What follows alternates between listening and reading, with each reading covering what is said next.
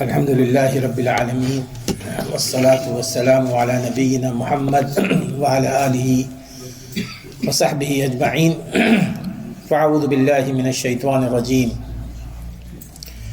بسم الله الرحمن الرحيم وقالوا كونوا هودا أو نصارى تهتدوا قل بل ملة إبراهيم حنيفا وما كان من المشركين قولوا آمنا بالله وما أنزل إلينا وما أنزل إلى إبراهيم وإسماعيل وإسحاق ويعقوب والأسباط وما أوتي موسى وعيسى وما أوتي النبيون من ربهم لا نفرق بين أحد منهم ونحن له مسلمون فإن آمنوا بمثل ما آمنتم به فقد اهتدوا وَإِن تَوَلَّوْا فَإِنَّمَا هُمْ فِي شِقَاقٍ فَسَيَكْفِيكَهُمُ اللَّهُ وَهُوَ السَّمِيعُ الْعَلِيمُ۔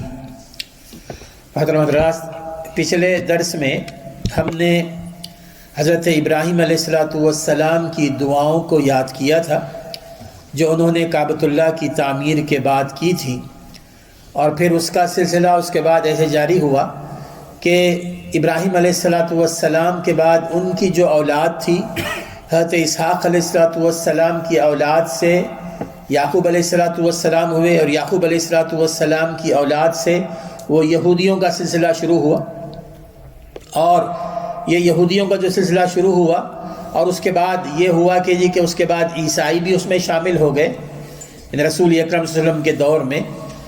اب ان کے حوالے سے قرآن مجید نے ان کی اپنی جو سوچ تھی اس سوچ کو یہاں واضح فرمایا ہے، کیونکہ وہ یہ دعویٰ کرتے تھے کہ ہم ابراہیم علیہ السلام کے راستے پر ہیں، ابراہیم علیہ السلام کی ملت پر ہیں، اور وہ دوسروں کو بھی کہتے تھے کہ اگر تم ابراہیم علیہ السلام کی ملت پر قائم رہنا چاہتے ہو تو یا تو یہودی بن جاؤ یا تو نصارہ بن جاؤ۔ یہ وہ چیز ہے جو ہمارے اندر بھی پائی جاتی ہے۔ عام طور پر ایک طرف ہے رسول اکرم صلی اللہ علیہ وسلم کی تعلیمات، اور دوسری طرف ہم نے اپنے طور پر بہت سے سیکٹ بنا رکھے نا، اور پھر ان کو ہم نے اپنے حق کا معیار بنایا رکھا ہے کہ اگر تم نے فلاں کو جوائن کر لیا تو تم حق پر رہو گے، فلاں کو جوائن کر لیا تو تم حق پر رہو گے۔ دیکھیے، ایک اصول ہے، آج کی جو آیات ہیں وہ ایک اصولی آیات ہیں، یہ میں آسان سے آسان زبان میں اس کی تشریح کرنے کی کوشش کروں گا۔ ایک اصول ہمیشہ یاد رکھیے کہ حق کو لوگوں کے ذریعے نہیں پہچانا جا سکتا، حق کو رجال کے ذریعے نہیں پہچانا جا سکتا، بلکہ رجال جو لوگ ہیں ان کو حق کی بنیاد پر پہچاننا چاہیے، کیا وہ صحیح ہے یا غلط ہے۔ لوگوں کا کہنا وہ صحیح بھی ہو سکتا ہے، غلط بھی ہو سکتا ہے۔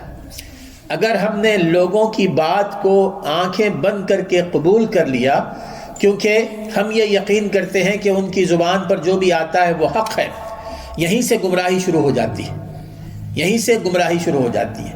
ہمیشہ یہ اصول ہونا چاہیے کہ لوگوں کو پہچانیے دلیل کی بنیاد پر۔ اگر وہ قرآن اور سنت کی بنیاد پر آپ کو بات بتاتے ہیں تو معنی یہ ہے کہ وہ حق پر ہے، معنی یہ ہے کہ وہ حق پر ہے۔ لیکن اگر ایک شخص ہے ماشاءاللہ بہت بڑا عالم ہے، بہت بڑا اسکالر ہے، لیکن اس کی باتوں میں حق سے انحراف ہے، تو پھر اس کا علم اور اس کی فضیلت وہ تمام کی تمام دھری کی دھری رہ جائے گی، کیونکہ جو بات وہ کہہ رہا ہے وہ حق کی بات نہیں ہے۔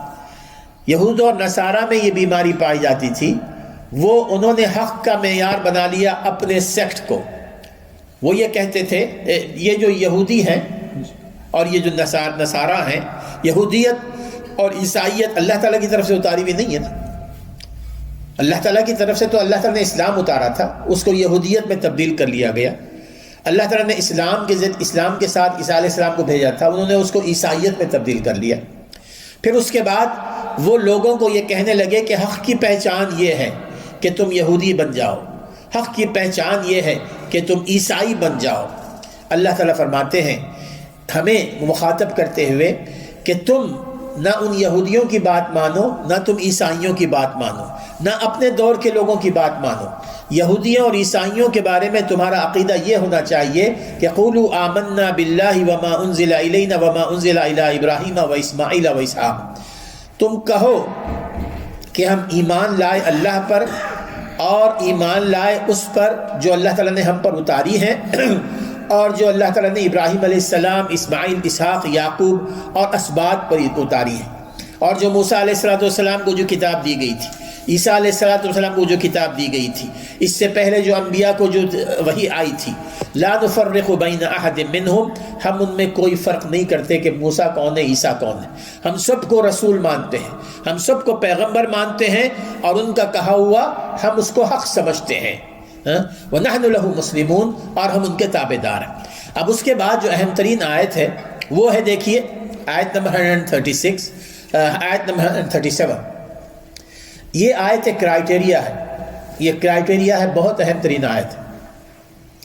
اللہ تعالیٰ یہودیوں کو مخاطب کرتے ہوئے فرما رہے ہیں اور عیسائیوں کو اس دور کے، فَإِنْ آمَنُوا بِمِثْلِ مَا آمَنْتُمْ بِهِ فَقَدْ اهْتَدَوْا، اگر وہ لوگ اس طرح ایمان لے آئیں جس طرح کہ تمہارا ایمان ہے، تمہارا ایک مطلب صحابہ کرام کا، رسول اکرم صلی اللہ علیہ وسلم کا اور صحابہ کرام کا، اگر وہ لوگ اسی طرح ایمان لے آئیں جس طرح کہ تم اے صحابہ ایمان لے آئے ہو، فقد اہتدوا، تو معنی یہ ہے کہ وہ صحیح راستے پر آ چکے ہیں، صحیح راستے پر آ چکے ہیں۔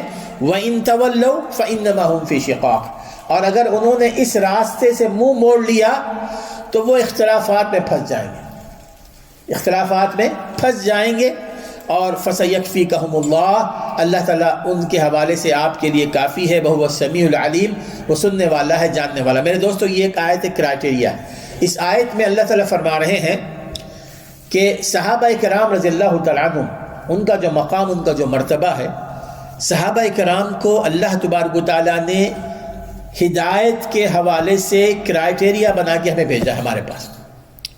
اگر ہم یہ دیکھنا چاہتے ہیں کہ ہم ہدایت پر ہیں تو آپ دیکھیے کہ ہم صحابہ کرام کے طریقہ کار کو فالو کرتے ہیں کہ نہیں فالو کرتے۔ صحابہ کرام نے جس طرح دین کو سمجھا تھا، صحابہ کرام نے جس طرح قرآن کو سمجھا تھا، صحابہ کرام نے جس طرح حدیث کو سمجھا تھا، سنت کو جس طرح وہ فالو کرتے تھے، اگر ہم بھی اسی طرح فالو کرتے ہیں، یہ بہت ہی آسان طریقہ ہے، تو پھر سمجھیے کہ ہم ہدایت پر ہیں۔ اور اگر ہمارا طریقہ وہ نہیں ہے جو صحابہ کرام کا، ہماری سوچ وہ نہیں ہے جو صحابہ کی ہے، وہ جس طرح وہ سمجھتے تھے، جس طرح وہ سوچتے تھے، ہماری سمجھ اس کے بالکل الٹ ہے، تو معنی یہ ہے کہ ہم ہدایت پر نہیں ہیں۔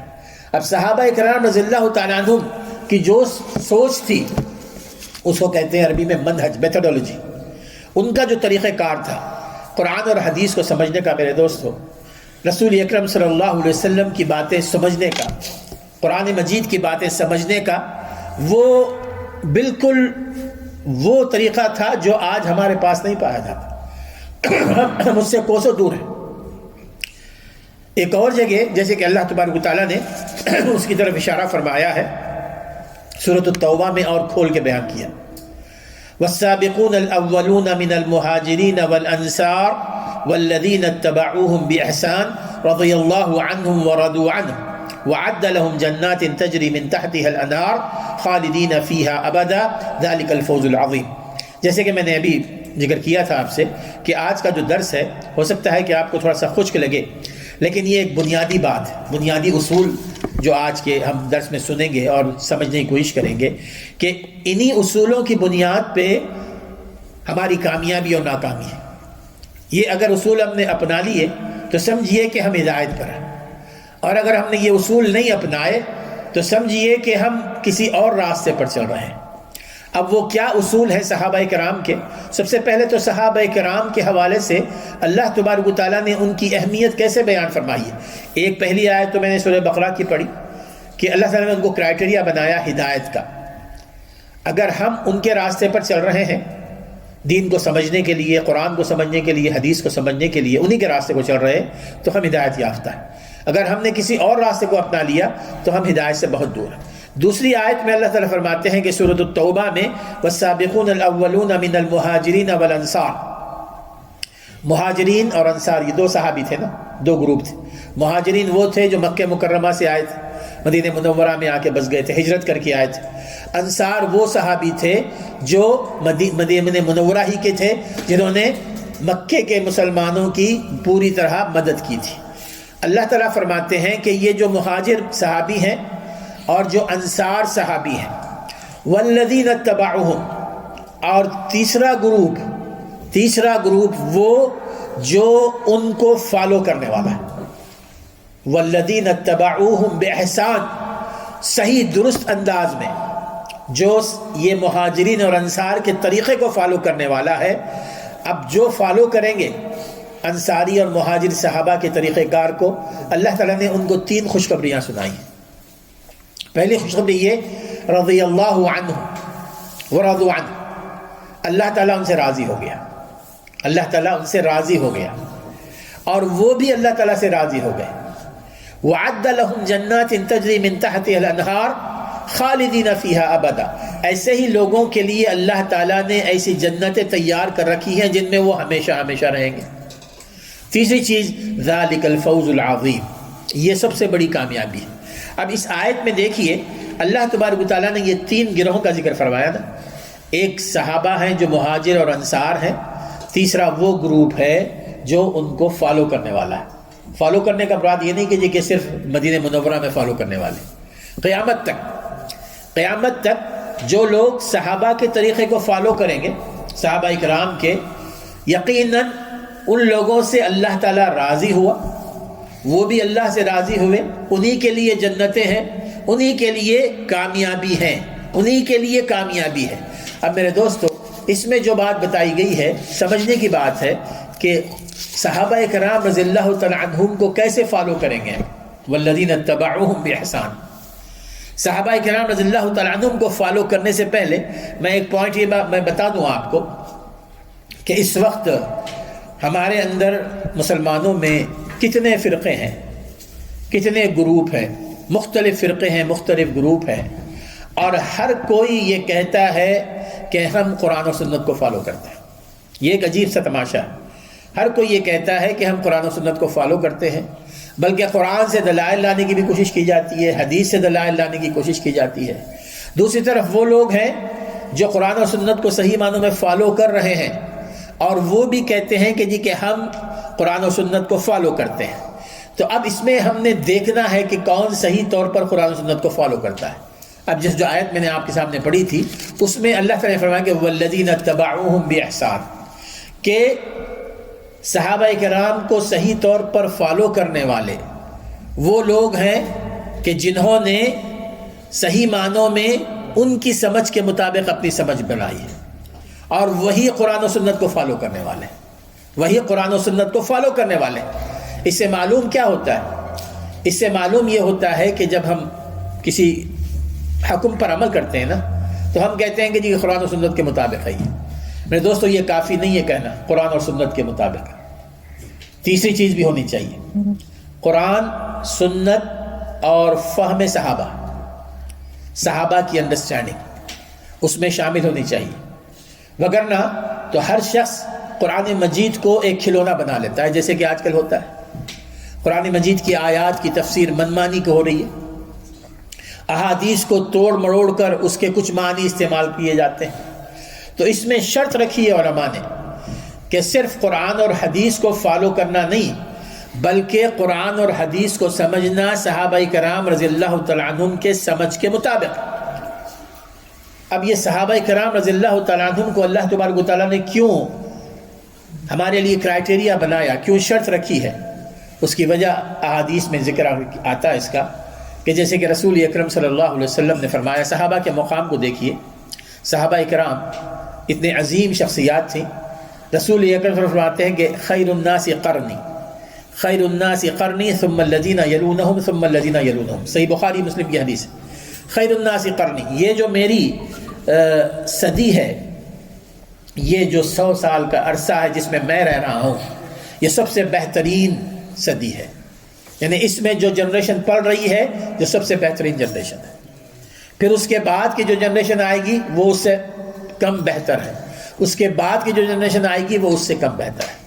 یعنی رسول اکرم صلی اللہ علیہ وسلم نے اپنے دور کو سب سے بہترین دور قرار دیا جس میں صحابہ کرام بھی تھے، پھر اس کے بعد آپ کے بعد کا جو دور تھا وہ صحابہ کرام تھے، صرف کبار صحابہ، جو بڑے بڑے صحابی تھے، ان کے دور کو سب سے بہترین قرار دیا. پھر اس کے بعد کے دور کو بھی بہترین قرار دیا جس میں صغار صحابہ تھے، چھوٹے صحابہ ہوتے تھے. اب وہ آہستہ آہستہ جیسے عبداللہ ابن عباس، عبداللہ ابن عمر تھے، عبداللہ ابن عباس اور ایسے کئی صحابی تھے جو چھوٹے تھے لیکن اب وہ بڑے ہو گئے تھے. لیکن ان میں بڑے تابعین بھی تھے، تابعین جو بڑے تھے اور صاحب علم تھے، اس کو بھی رسول اکرم صلی اللہ علیہ وسلم نے خیر القرون فرما دیا. اب اس کا معنی یہ ہے کہ ہم نے کسی کو فالو کرنا ہے تو ان لوگوں کو فالو کرنا ہے جو خیر القرون ہیں، جو سب سے بہترین ہے، جو سب سے بہترین ہے. اور پھر اسی طرح صحیح مسلم کی ایک حدیث آتی ہے جس میں رسول اللہ فرماتے ہیں کہ اصحابی امنۃ لامتی، یہ جو صحابہ ہیں ان کو معمولی نہ سمجھو، یہ تمہارے دین کے محافظ ہیں، یہ تمہارے ایمان کے محافظ ہیں. امنۃ لامتی، صحابہ میری امت کی حفاظت کرنے والے ہیں، میری امت کی حفاظت کرنے والے ہیں. فَإِذَا ذَهَبَتْ أَصْحَابِي أَتَى أُمَّتِي مَا يُوعَدُونَ، اور جب میرے صحابہ کا دور ختم ہو جائے گا تو میری امت میں فتنے بہت سارے جنم لیں گے. اور ہوا یہی، صحابہ کے دور کے بعد مسلمانوں کو ان کے اپنے دین میں کئی فتنوں کا شکار ہونا پڑا تھا. پھر اسی طرح میرے دوستو، اللہ تبارک و تعالیٰ نے رسول اکرم صلی اللہ علیہ وسلم کی زبان سے جہاں یہ احادیث بیان فرمائی، امام مالک رحمہ اللہ ایک کرائٹیریا ہمیں بتاتے ہیں کہ ہمارے اندر اس وقت جو بگاڑ ہے، جو افتراق ہے، اس کو ختم کرنے کا واضح ذریعہ انہیں بچایا کہ لن یصلح آخر هذه الامہ الا بما صلح به اولها، کہ اگر تم آج امت میں جو بگاڑ پیدا ہوا ہے اس کو درست کرنا چاہتے ہو تو وہی طریقہ اختیار کرو جو صحابہ کرام نے اختیار کیا تھا. صحابہ کرام کا طریقہ اختیار کرو گے تو تمہارے اندر سے اختلاف ختم ہو جائے گا. اور اس کے علاوہ بہت ساری احادیث ہیں، میں اس میں زیادہ تفصیل سے جانا نہیں چاہتا، لیکن اس وقت میں بنانا چاہتا ہوں کہ صحابہ کرام کس طرح قرآن اور حدیث کو سمجھتے تھے. صحابہ کرام کے اندر کو جو جذبہ تھا قرآن اور حدیث کو سمجھنے کا، سب سے پہلا اصول جو صحابہ کے پاس تھا، قرآن مجید کو جب وہ پڑھتے تو عام طور پر بعض جو مبتدع گمراہ فرقے ہیں وہ قرآن مجید کے کچھ کہتے ہیں کہ ظاہری معنی ہیں، باطنی معنی ہیں. دو معنی کہتے ہیں، اسرار شریعت کہتے ہیں نا اس کو، رموز شریعت، اور اس کو کہتے ہیں کہ وہ ہر کوئی نہیں جانتا، وہ بڑے پہنچے ہوئے لوگ ہی جانتے ہیں. ایک ظاہری معنی ہیں اور ایک خفیہ معنی، اور پھر اس کے بعد اس میں سے خفیہ معنی نکالے جاتے ہیں. مثال کے طور پر اب آپ دیکھیے کہ ایک مثال میں آپ کو دیتا ہوں کہ اللہ تعالیٰ فرماتے ہیں کہ مرج البحرین یلتقیان، مرج البحرین یلتقیان، اللہ تعالیٰ نے دو سمندروں کو ملا دیا، دو سمندر مل گئے. مرج البحرین یلتقیان ھذا عذب فرات وھذا ملح اجاج، لیکن اس کے باوجود ایک سمندر اس کا پانی میٹھا ہے، دوسرا سمندر ہے اس کا پانی انتہائی کڑوا ہے. اب اس کا معنی کیا ہے؟ صحابہ کرام ہمیشہ اس کا ظاہری معنی لیا کرتے تھے، جو بتا دیا نا کہ اس کا معنی ہے یہ سمندر ایک میٹھا ہے، ایک سمندر کڑوا ہے، اس کے اور کوئی باطنی معنی نہیں ہے. لیکن جو باطنی فرقے تھے اور آج بھی وہ لوگ ہیں، وہ اس سے مراد لے لیتے ہیں کہ مرج البحرین یلتقیان، دو مختلف مزاج کے سمندر آپس میں مل گئے ہیں، اور وہ ہیں حضرت علی، حضرت فاطمہ. تفسیروں میں لکھا ہوا، یہ کہتے ہیں کہ یہ باطنی معاملہ ہے، یہ ہر کسی کو اس کا پتہ نہیں چلتا. حضرت علی، حضرت فاطمہ. پھر اس طرح اس سے زیادہ بڑی زیادت تھی، ہم پڑھ چکے ہیں سورہ بقرہ ہی کے شروع میں گائے کا قصہ، ان اللہ یأمرکم ان تذبحوا بقرہ، اللہ تعالیٰ تمہیں حکم دیتے ہیں کہ تم گائے کو ذبح کرو. یہ تو واضح ہے، گائے کو ذبح کرو، گائے کا معنی کہ ایک جانور کو ذبح کرو. لیکن جو باطنی فرقے ہیں اس یہاں پر اس سے مراد کیا لیتے ہیں بتایا؟ نعوذ باللہ، اس سے مراد حضرت عائشہ رضی اللہ تعالیٰ لیتے ہیں. اس سے مراد اس طرح انہوں نے اللہ تعالیٰ کی کتاب کو توڑ موڑ دیا ہے. اس کی وجہ کیا ہے؟ اس کی وجہ یہ ہے کہ صحابہ کرام کے راستے کو انہوں نے چھوڑ دیا. صحابہ کرام قرآن مجید کو پڑھتے تھے اور اس کے جو ظاہری معنی ہوتے تھے اسی پر یقین کرتے تھے. ہمیں اندرونی معنیوں میں جاننے کی ضرورت نہیں ہے، یہ بات یاد، وہیں سے فتنے کھلتے ہیں. ایسی کئی مثالیں ہیں قرآن مجید میں. اللہ تعالیٰ کے ہاتھ کا ذکر آتا ہے قرآن مجید میں، اللہ تعالیٰ کی آنکھوں کا ذکر آتا ہے قرآن مجید میں، اللہ تعالیٰ کی کئی ایک صفات کا ذکر آتا ہے. تو یاد رکھیے کہ جس طرح قرآن مجید نے بیان کیا ہے ہم نے اس پر اسی طرح یقین رکھنا چاہیے۔ اب اگر مثال کے طور پر میں آپ کو کہہ رہا ہوں، قرآن مجید میں آتا ہے 10 جگہ کہ الرحمن علی العرش استوى، کہ رحمان عرش پر مستوی ہے، عرش پر، تھرون پر، اللہ تعالیٰ تھرون پر مستوی ہے۔ اب یہ ہے قرآن مجید کی آیت کا واضح ترجمہ۔ اب اس کو کچھ لوگ کسی اور معنی میں لیتے ہیں، وہ معنی میں یہ لیتے ہیں کہ جی کہ اگر ہم یہ کہتے ہیں کہ اللہ تعالیٰ عرش پر مستوی ہے تو اللہ تعالیٰ کی لیے ہم ایک خاص مقام بنا دیتے ہیں، اور یہ اللہ تعالیٰ کی شان کے لیے زیبا نہیں ہے، جبکہ اللہ تعالیٰ ہر جگہ ہے، اللہ تعالیٰ ہر جگہ ہے۔ وہ اس بات سے انکار کرتے ہیں۔ اب جب اپنی رائے کو پیش کرنے کے لیے پھر مستوی جو الرحمن علی العرش استوا، استوا کے معنی دوسرے لیتے ہیں، وہ استوا کے معنی لیتے ہیں کہ غالب آ گیا، عرش پر غالب آ گیا، جبکہ اس کے معنی وہ نہیں۔ اب اگر دوسرے معنی لیں گے کہ اللہ تبارک و تعالیٰ ہر جگہ ہے، اس کا جو بڑا نقصان ہوتا ہے میرے دوستو، بہرحال یہ بڑی گہری باتیں سامنے آ رہی ہیں، اس کا معنی یہ ہوتا ہے کہ اگر ہم سے کوئی پوچھے کہ اللہ تعالیٰ کہاں ہے، تو احادیث میں جیسے کہ آتا ہے، رسول صلی اللہ علیہ وسلم نے صحیح بخاری کی حدیث ہے، ایک لونڈی سے پوچھا کہ اللہ تعالیٰ کہاں ہے، تو اس نے اپنی انگلی سے اوپر اشارہ کیا، تو رسول صلی اللہ علیہ وسلم نے فرمایا ایک صحابی سے کہ تمہاری یہ لونڈی مسلمان ہے، اس کو آزاد کر دو۔ اگر وہ اللہ تعالیٰ آسمان پر نہیں ہوتا تو رسول صلی اللہ علیہ وسلم نہیں فرماتے کہ یہ لونڈی مسلمان ہے۔ اس کے اسلام کی علامت آپ نے اس کا یہ عقیدہ بتلایا کہ اللہ تعالیٰ عرش پر ہے۔ اب اگر ہم یہ کہتے ہیں کہ اللہ تعالیٰ ہر جگہ ہے تو پتہ ہے بات کہاں تک جاتی ہے؟ بات یہاں تک نہیں جاتی کہ اللہ تعالیٰ یہاں پر بھی ہے، اللہ تعالیٰ باہر بھی ہے، اللہ تعالیٰ روڈ پر بھی ہے، بلکہ بات جاتی ہے اللہ تعالیٰ ہمارے اندر بھی ہے، ہمارے اندر بھی ہے۔ اور یہ بدعتی فرقوں میں آتا ہے، من تو شدم تو من شدی، من تن شدم تو جان شدی، فارسی کے شعر ہے یہ کہ میں تو ہو گیا تو میں ہو گیا، میں جسم ہوں اور تو میری جان ہے۔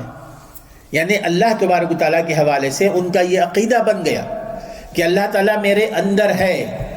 پھر یہاں تک بات آ گئی کہ وہ خود اپنے آپ کو اللہ تعالیٰ کہنے لگے۔ ماضی میں ایسے لوگ گزرے ہیں، انہوں نے کہا انا الحق، انا الحق، میں ہی حق ہوں۔ یہ ساری برائیاں آج بھی جاری ہیں۔ اب اگر ہم نے اس کا سدباب کرنا ہے تو صحابہ کے فہم کو رکھنا سامنے۔ صحابہ نے جس طرح قرآن مجید کو سمجھا تھا اسی طرح ہم نے قرآن مجید کو سمجھنا ہے، اس طرح نہیں کہ اس کے اندر سے مختلف اندر سے معنی لیے جائیں۔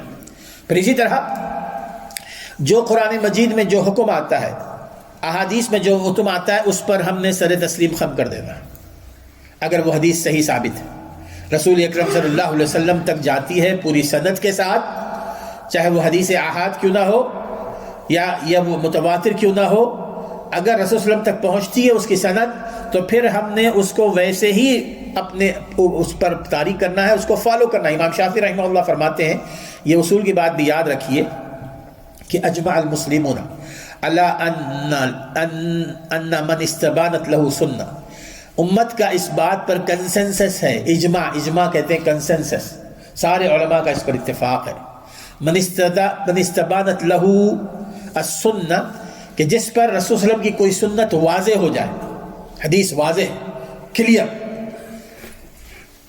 لم یکن له ان یدعها لقول احد من الناس، اب اس کے لیے کسی بھی طور پر جائز نہیں ہے کہ وہ اس حدیث کو کسی کے قول کے بنیاد پہ چھوڑ دے، اس کے لیے قطعاً یہ جائز نہیں ہے کہ اس حدیث کو کسی کے قول پہ، چاہے کوئی بھی ہو، صحابی ہو کیا ہو، اگر کوئی وہ چھوڑ دیتا ہے تو معنی یہ ہے کہ وہ رسول اکرم صلی اللہ علیہ وسلم کی تعلیمات کی خلاف ورزی کر رہا ہے۔ اور یہ صحابہ کا یہ انداز تھا کہ جب کوئی حدیث سنتے نا فوری طور پر ان کے جھگڑے بھی ختم ہو جاتے تھے میرے دوست۔ اور احادیث یہ وہ ہے، اللہ تعالی رسول کی سنت ہمارے کئی جھگڑوں کو ختم کر دیتی ہے۔ صحابہ کا یہ طرز عمل رہا۔ رسول اکرم صلی اللہ علیہ وسلم کا جب انتقال ہوا اس موقع پر پہلا جو مسئلہ پیش آیا تھا وہ یہ کہ رسول اکرم صلی اللہ علیہ وسلم کی تدفین کہاں ہو، آپ کو کہاں دفن کیا جائے،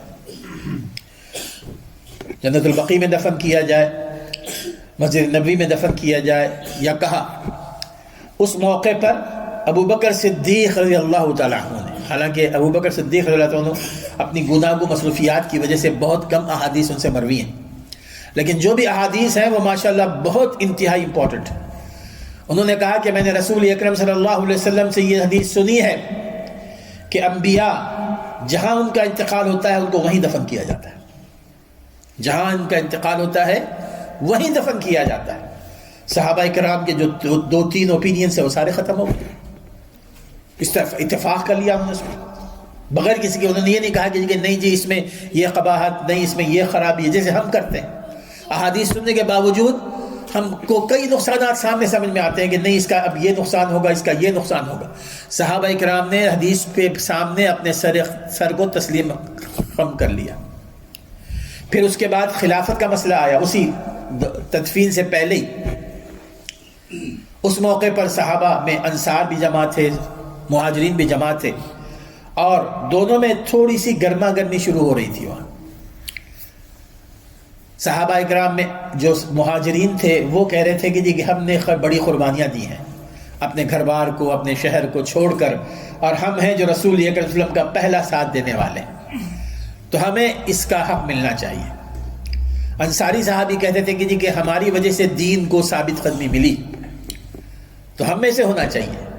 ابو بکر صدیق رضی اللہ تعالیٰ عنہ کو پتہ چلا، دوبارہ انہی کا معاملہ، وہ کہنے لگے کہ میں نے رسول اکرم صلی اللہ علیہ وسلم سے یہ حدیث سنی ہے، صحیح سند کے ساتھ حدیث ہے کہ الائمۃ من قریش، کہ جو امام ہوگا وہ قریش قبیلے سے ہوگا، وہ قریش قبیلے سے ہوگا۔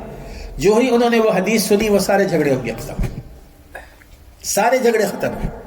تو میرے دوستو، احادیث جو ہوتی ہیں وہ ہمارے اختلافات کو ختم کرنے کا ذریعہ بھی ہے، اور صحابہ اکرام کا یہ طریقہ کار تھا کہ جب بھی رسول اکرم صلی اللہ علیہ وسلم کی کوئی حدیث ان کے سامنے صحیح سند کے ساتھ، موضوع نہیں، ضعیف نہیں آ جاتی، اس پر سر تسلیم خم کر لیتے تھے فوری طور پر۔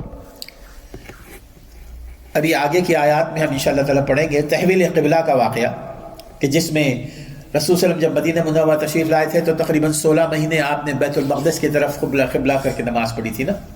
آپ کی بڑی خواہش تھی کہ حرم کی طرف، مکے کی طرف نماز رخ کر کے نماز پڑھیں، اللہ تعالیٰ نے آپ کی وہ خواہش قبول فرمائی،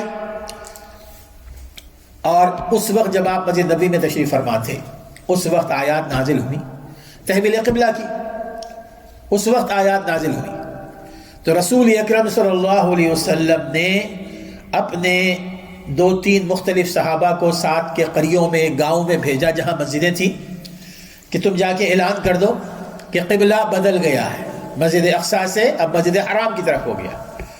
تو آپ جو لوگ ماشاءاللہ حج اور عمرہ کر چکے ہوں گے تو ایک مسجد ہے وہاں پر جہاں جو عام طور پہ جاتے ہیں، مسجد القبلتین، کئی دفعہ آپ لوگ گئے ہوں گے، وہاں پر نماز ہی پڑھی ہوگی لیکن وہاں سنت نہیں ہے نماز پڑھنا۔ تو وہ مسجد، وہ اس وقت ایک صحابی وہاں پہنچے، وہ لوگ عصر کی نماز پڑھ رہے تھے۔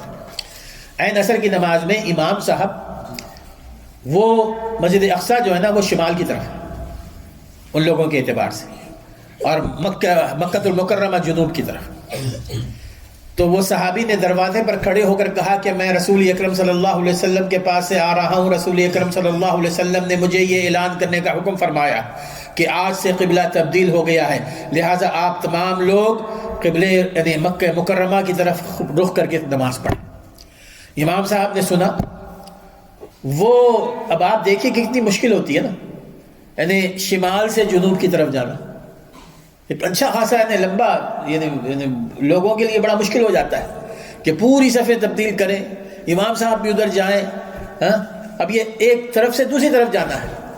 لیکن کسی کی کوئی مجال کہ کسی نے کوئی اپنے چہرے پر کوئی ناپسندی کا اظہار کیا؟ جو ہی انہوں نے رسول اکرم صلی اللہ علیہ وسلم کے میسنجر کا یہ پیغام سنا، امام صاحب آہستہ آہستہ چلتے ہوئے جنوب کی طرف چلے گئے، امام صاحب کے پیچھے سارے کے سارے صحابہ۔ یہ ہوتا ہے اتباع صحابہ کے طریقہ کار کا۔ صحابہ کرام رضی اللہ تعالیٰ عنہم جب کبھی رسول اکرم صلی اللہ علیہ وسلم کا حکم آتا وہ سوچتے نہیں تھے کہ جی کہ ہم نے اس میں کیسے کرنا ہے، خود بخود وہ اپنے آپ کو اس کے قابل بنا لیتے تھے، چاہے لاکھ میں مشکلات کیوں نہ ہو۔ اور اس سے پہلے بھی میں نے بیان کیا ہے، ابو داؤد کی صحیح حدیث آتی ہے کہ ایک دفعہ رسول اکرم صلی اللہ علیہ وسلم آپ نماز پڑھا رہے تھے. اس زمانے میں چونکہ مسجد نبوی میں ریت ہوتی تھی نا، سینڈ، تو کبھی جوتوں سمیت نماز پڑھی جاتی تھی. جوتوں سمیت نماز پڑھی جا سکتی ہے بشرطے کہ کارپیٹ نہ ہو. اگر ریت ہو، اگر باہر کہیں گراس پہ آپ نماز پڑھ رہے ہوں اور آپ کے ساکس گیلے ہونے کا اندیشہ ہو، تو آپ کے جوتے اگر تلوے صاف ہوں نیچے اور صاف ستھرے ہوں، اس پہ کوئی گندگی نہ لگی ہو، تو آپ جوتوں میں نماز پڑھ سکتے ہیں. رسول اکرم صلی اللہ علیہ وسلم نماز پڑھا رہے ہیں. ابو داؤد کی صحیح حدیث ہے. عین نماز کے دوران رسول اکرم صلی اللہ علیہ وسلم نے اپنی چپل آپ پہنے ہوئے تھے، آپ نے اتار دی اور ایک کنارے پہ رکھ دی نماز کے دوران ہی، اور نماز اپنی جاری رکھی. صحابہ پیچھے کھڑے ہوئے تھے، انہوں نے بھی اپنی ساری چپلیں اتار دی. جو دیکھا رسول صلی اللہ علیہ وسلم کو کہ یہ چپلیں اتارے ہیں، اپنی چپلیں انہوں نے ساری اتار دی. رسول صلی اللہ علیہ وسلم نے جب سلام پھیرا تو آپ نے فرمایا کہ جی کہ میں نے تو چپل اپنی اتار دی تھی، لیکن تم نے کیوں اتاری؟ ان کا جواب دیکھیے، رَأَيْنَاكَ أَلْقَيْتَ نِعَالَكَ فَأَلْقَيْنَا نِعَالَنَا. بڑا سیدھا سادہ جواب. ہم نے آپ کو دیکھا کہ آپ اپنی چپل اتار رہے ہیں تو ہم نے بھی اتار دی. ہمیں ریزن جاننے کی کیا ضرورت ہے؟ سبب جاننے کی کیا ضرورت ہے؟ جب ہم اسباب کی تلاش میں رہتے ہیں نا، شیطان ہمیں بھٹکا دیتا ہے. میرے دوست، صاف انہوں نے کہہ دیا کہ ہم نے آپ کو دیکھا، ہم نے آپ کو فالو کرنا ہے، ہم نے آپ کو فالو کرنا ہے. تو ہم نے آپ کو فالو کیا. جب رسول اکرم صلی اللہ علیہ وسلم نے فرمایا کہ حالت نماز میں حضرت جبریل علیہ السلام تشریف لائے تھے، اور انہوں نے آ کر یہ کہا مجھے کہ میرے چپل کے نیچے گندگی لگی ہوئی ہے، چپل کے نیچے گندگی لگی ہوئی ہے، تو اس لیے میں نے چپل اتار دی تھی. اگر گندگی لگی ہوئی چپل پہنیں گے تو نماز تو نہیں ہوگی نا. اس سے دو مسئلے جب معلوم ہوتے ہیں. دیکھیے، ایسے ہی ضمنی طور پر میں کہہ رہا ہوں، یہ بھی عام طور پہ لوگ مختلف ہی مسئلہ کہتے ہیں کہ رسول اکرم صلی اللہ علیہ وسلم کو یہ علم نہیں تھا کہ آپ کے پیر میں، آپ کے جوتے میں گندگی لگی ہوئی. ہم تو کہتے ہیں کہ آپ کو سارا علم ہے، آپ کو اپنی جوتی کا علم نہیں ہے کہ وہ صاف ہے کہ گندی ہے. اگر علم ہوتا تو کیوں آپ پڑھتے؟ ہے نا، جان بوجھ کے تو نہیں پڑھتے نا. ایک بات تو یہ معلوم ہوئی جو عقیدے سے تعلق رکھتی ہے. دوسری بات کہ آپ نے 1 رکعت نماز پڑھائی یا 2 رکعت نماز پڑھائی تھی، اس کے بعد آپ نے اپنی چپلیں اتار دی اور اس کے بعد نماز مسلسل جاری رکھے، اور جیسے یعنی اور باقی جو 1 یا 2 رکعت باقی تھی اس کے بعد سلام پھیر دیا. اس میں آپ نے یہ نہیں کیا کہ جو نماز آپ نے چپلوں سمیت پہنی تھی اس کو دہرایا نہیں، اس کو دہرایا نہیں. اس سے معلوم کیا ہوتا ہے کہ اگر آپ کے کپڑے پر کہیں بھی کوئی گندگی لگی ہو اور آپ کو معلوم نہ ہو، پتہ نہ ہو، آپ کی نماز ہو جاتی ہے. اگر آپ کو علم نہ ہو اس کا، اگر رسول صلی اللہ علیہ وسلم آپ اپنی نماز کو دہراتے تو معنی یہ ہوا کہ جی کہ جو 2 رکعت آپ نے وہ گندگی لگی ہوئی چپلیں پہن کر پڑھی تھی وہ باطل ہیں، وہ صحیح نماز نہیں ہے، تو آپ دہراتے. لیکن آپ نے دہرائی نہیں ہے. عمر بن خطاب رضی اللہ عنہ کی بھی یہی رائے ہے کہ اگر آپ کے کپڑے پر ہوتا ہے نا کبھی کبھار ہم سے کہ ہم جلد بازی میں کبھی جلدی نماز پڑھ لیتے ہیں، بعد میں دیکھتے ہیں کہ جی کہ کپڑے پر یہ کوئی لگا ہوا ہے دھبا، خون کا دھبا لگا ہوا ہے یا کوئی اور چیز ہے، تو اس میں ہمیں پریشان ہونے کی ضرورت نہیں ہے. اگر آپ کو نامعلوم ہے تو پھر نماز ہو جاتی ہے، اگر معلوم ہے تو پھر نماز نہیں ہوتی. بہرحال یہ ایک چیز. پھر اسی طرح صحیح مسلم کی حدیث آتی ہے، رسول اکرم صلی اللہ علیہ وسلم ایک اپنے صحابہ کے ساتھ تشریف لے جا رہے تھے. راستے میں ایک صحابی بیٹھے ہوئے تھے، انہوں نے اٹھ کے رسول صلی اللہ علیہ وسلم کو خاص طور پہ سلام کیا. بیٹھے ہوئے تھے، وہ ادب سے سلام کیا اور آپ سے ہاتھ ملایا. تو رسول اکرم صلی اللہ علیہ وسلم نے ان کے ہاتھ میں دیکھا کہ ایک سونے کی انگوٹھی ہے، سونے کی انگوٹھی پہنی ہوئی تھی. تو رسول اکرم صلی اللہ علیہ وسلم نے ان کو فرمایا کہ یعمد احدکم الی جمرۃ من النار، تم میں سے کوئی اپنے ہاتھ میں دوزخ کی آگ کا انگارہ لیے پھر سکتا ہے؟ تم دوزخ کی آگ کا انگارہ لیے پھر رہے ہو. پھر آپ نے اس کی انگوٹھی سے وہ انگلی سے وہ انگوٹھی چھینی اور پھینک دیا. آپ نے، صحیح مسلم کی صحیح حدیث آتی، آپ نے وہ پھینک دیا.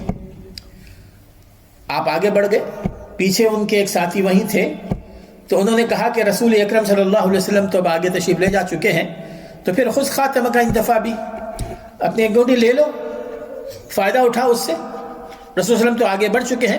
قال لا واللہ لا آخذوه ابدا وقد طرحه رسول اللہ صلی اللہ علیہ وسلم، ہرگز نہیں وہ چیز جس کو رسول اکرم صلی اللہ علیہ وسلم نے پھینک دیا ہے اور میں اس کو اٹھاؤں، یہ ناممکن ہے میرے لیے۔ یعنی اتنا رسول اکرم صلی اللہ علیہ وسلم کے حکم کی اہمیت ان کے پاس تھی۔ آپ تشریف لے جا چکے تھے، لیکن وہ رسول اکرم صلی اللہ علیہ وسلم کے حکم کی اس قدر تابعداری کرتے تھے کہ حالانکہ سونے کی انگوٹھی تھی لیکن اس کے باوجود وہ اٹھا کر فائدہ اٹھا سکتے تھے نا جی، کسی اپنی بیوی کو دے دیتے، اپنی بیٹی کو دے دیتے، لیکن انہوں نے کہا کہ جی کہ میں نہیں، یہ ان کا تقویٰ تھا، یہ ان کا تقویٰ تھا۔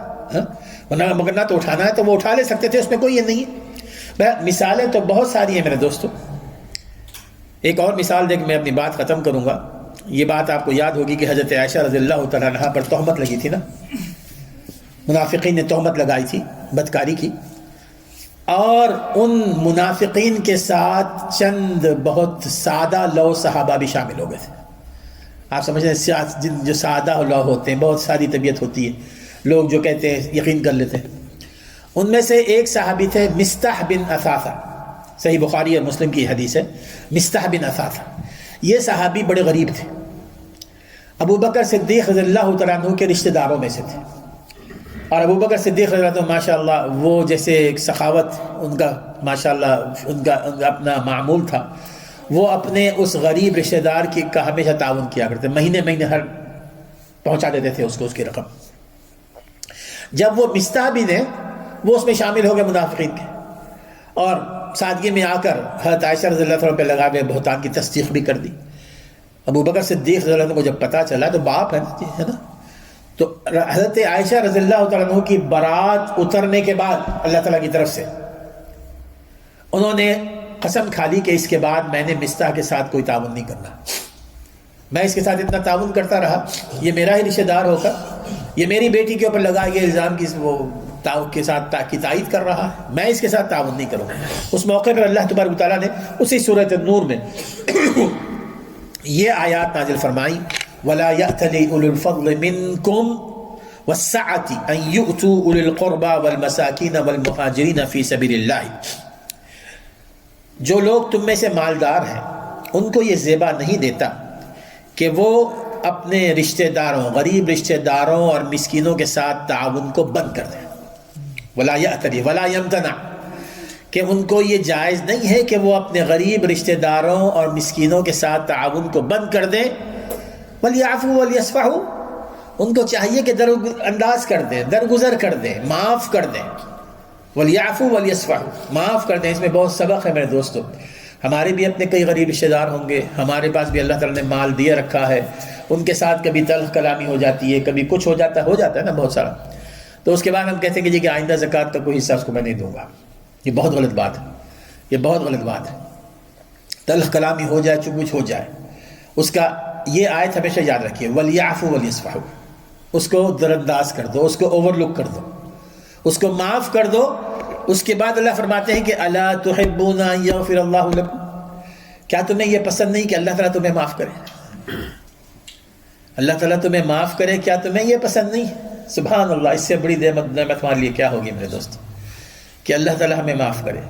یہ آیت جب نازل ہوئی تو ابو بکر صدیق رضی اللہ تعالیٰ عنہ کی زبان سے نکلا، نعم نعم، میں چاہتا ہوں کہ اللہ تعالیٰ مجھے معاف فرمائے، میں چاہتا ہوں کہ معاف فرمائے۔ اور پھر انہوں نے ان کے ساتھ نہ صرف وہ تعاون شروع کیا بلکہ اضافہ کر دیا اس پر، حالانکہ ان کو بڑی سخت تکلیف پہنچی تھی، لیکن جو ہی یہ آیت ان کے ذہن میں آئی، ان کے علم میں آئی، انہوں نے کہا کہ اللہ میں تو تیری معافی کا محتاج ہوں، تو انہوں نے اس میں اور بھی اضافہ کر دیا۔ تو میرے دوستو، صحابہ کرام رضی اللہ تعالیٰ عنہم کا یہ معاملہ تھا کہ وہ جب بھی قرآن مجید کی کوئی آیت ان کے علم میں آتی، رسول اکرم صلی اللہ علیہ وسلم کی کوئی حدیث آتی، تو ذہن میں رکھیے سب سے پہلے تو وہ اس پر پوری طرح اس کو یقین کر لیتے، صحیح حدیث کو، اور پھر اس پر عمل کرتے، جو کا تو اس کے لفظی ہیر پیر میں نہیں جاتے، لفظی ہیر پیر میں نہیں جاتے، اس کی مختلف قسم کی یعنی اور صورتیں شکلیں نہیں نکالتے۔ میں اس کی آخری مثال دیتا ہوں آپ کو، صحیح بخاری کی حدیث آتی ہے، دیکھیے کہ رسول صلی اللہ علیہ وسلم فرماتے ہیں کہ اذا وقع الذباب في اناء احدكم فليغمسه ثم ليطرح، کہ اگر تمہاری چائے، دودھ اور پانی کے گلاس میں مکھی گر جاتی ہے تو تم نے وہ جس پر سمیت گزری ہے وہ دوسرے پر کو اس میں بھگو دو، دوسرے ونگ کو، وہ ایک ونگ سے شاید وہ گری ہے، دوسرے ونگ کو بھی اس میں ڈال دو اور پھر پھینک دو، اس مکھی کو پھینک دو، پھر اس کے بعد تم اس کو استعمال کر لو۔ یعنی یہ الگ بات ہے کہ جی کہ اگر آپ کو پسند نہیں ہے تو آپ اس کو نہ پیئے، بلی کو پلا دیں یا کسی کو پلا دیں، دودھ ہے، چائے ہے، جو بھی ہو، یہ شرط نہیں ہے کہ مجبوری نہیں ہے کہ جی کہ پینا ہی ہے۔ اور ظاہر ہے کہ جی کہ پینا تو ان لوگوں کو ہے نا کہ جی کہ جیسے اب مثال کے طور پر یمن کے لوگ ہیں، شام کے لوگ ہیں، وہ چولستان کے لوگ ہیں، ساتھیوں کو پتہ ہے کیا حالت ہے، وہ تو پانی کے ایک ایک قطرے کو ترس رہے ہیں نا، تو وہ تو پیئیں گے نا، وہ تو پیئیں گے، تو پہلے پینا جائز ہے وہ۔ اب کئی لوگ ایسے تھے جو یہ کہتے تھے کہ جی کہ یہ کیا حدیث ہے، ایسی حدیث اس طرح نہیں بیان کر سکتے کہ مکھی کو ڈبو۔ پھر اس کے بعد نئی تحقیق یہ آئی ہے سائنسی طور پر کہ مکھی کے ایک پر میں بیماری ہوتی ہے، ایک پر میں شفا ہوتی ہے، یہ تحقیق بتاتی۔ اس کے بعد انہوں نے کہا کہ ہاں جی یہ درست ہے۔ معنی یہ ہے کہ لوگ حدیث کو سائنس کی بنیاد پہ ثابت کرنا سر فالو کرتے ہیں، وہ اس وقت تک فالو نہیں کرتے حضور صلی اللہ علیہ وسلم کی بات کو جب تک کہ سائنس نہ کہہ دے۔ یہ کون سا فالو کرنا ہے؟ یہ تو مشروط ہے نا۔ اگر ہم نے فالو کرنا ہے تو صحابہ کے طریقے کے مطابق فالو کیجیے۔ صحابہ نے جس طرح آنکھ بند کر کے فالو کیا، وہاں پر کسی بھی قسم کی کوئی ہیلا بازی نہیں کی۔ تو بہرحال میرے دوستو، ہمیں چاہیے کہ ہمارے درمیان جو اختلافات ہیں، جو گروہ بندی ہے، اس کو ختم کرنے کا واحد طریقہ یہ ہے کہ ہم ادھر کے تمام باتوں کو چھوڑ کر صحابہ کرام رضی اللہ تعالیٰ عنہم کے منہج کو فالو کریں، ان کی جو میتھڈولوجی تھی، ان کا جو طریقہ کار تھا کہ قرآن مجید کو اسی طرح سمجھنا ہے جس طرح رسول اللہ نے سمجھایا ہے، اور اس کی ظاہری معنوں کو سمجھنا ہے، ظاہری معنوں ہی کے بنیاد پر قرآن کو سمجھنا ہے، اور رسول اللہ علیہ وسلم کی جو احادیث صحیحہ ہیں ان کو اسی طرح من و ان فالو کرنا ہے۔ یہ وہ طریقہ ہے جو کسی ایک زمانے کے لیے نہیں، ہر زمانے کے لیے قیامت تک یہ باقی رہے گا، یہ قیامت تک باقی رہے گا۔ اور جب تک کہ لوگوں نے صحابہ کے طرز عمل کو اختیار کیا نا، اس وقت تک وہ ایک اور متحد رہے۔ جب ہم نے اس میں مختلف قسم کی اور کئی چیزیں شامل کرنی شروع کر دیں، وہاں پر فرقے بنتے چلے گئے۔ تو بہرحال آج کی جو آیت تھی وہ یہی ہے کہ صحابہ کرام رضی اللہ تعالیٰ عنہم کا جو طریقہ کار ہے، محدثین کہتے ہیں کہ یہ سفینۃ نوح، یہ نوح علیہ السلام کی کشتی ہے۔ صحابہ کرام کا منہج، صحابہ کرام کی میتھڈولوجی، یہ نوح علیہ السلام کی کشتی ہے۔ فمن رکبھا فقد نجا، جو اس کشتی میں سوار ہو گیا وہ اس نے نجات پا لی، جو اس کشتی میں سوار نہیں ہوا وہ ڈوب گیا، غرق ہو جاتا ہے۔ یہ سفینۃ نوح ہے۔ ہمیں چاہیے کہ جی کہ ہم جو بھی بات کریں، نماز، روزہ، زکوٰۃ، معاملات، ہر معاملے میں ہم یہ دیکھیں کہ صحابہ اگر کوئی معاملہ ایسا ہو جو دو رائے پائی جاتی ہیں، یعنی احادیث تو واضح ہے نا، اگر آپ دیکھیں کہ اس میں یہ بھی رائے ہے، یہ بھی رائے ہے، یہ بھی رائے ہے، اس میں آپ نے دیکھا نا کہ صحابہ کرام کی کیا رائے تھی، صحابہ کرام نے اس کو کیا سمجھا ہے، وہ کس پر عمل کیا کرتے تھے، اس کو آپ فالو کریں انشاءاللہ تعالیٰ۔ ہم صحیح رائے کو فالو کریں گے۔ اللہ تعالیٰ ہمیں سمجھنے عمل کرنے کی توفیق عطا فرمائے۔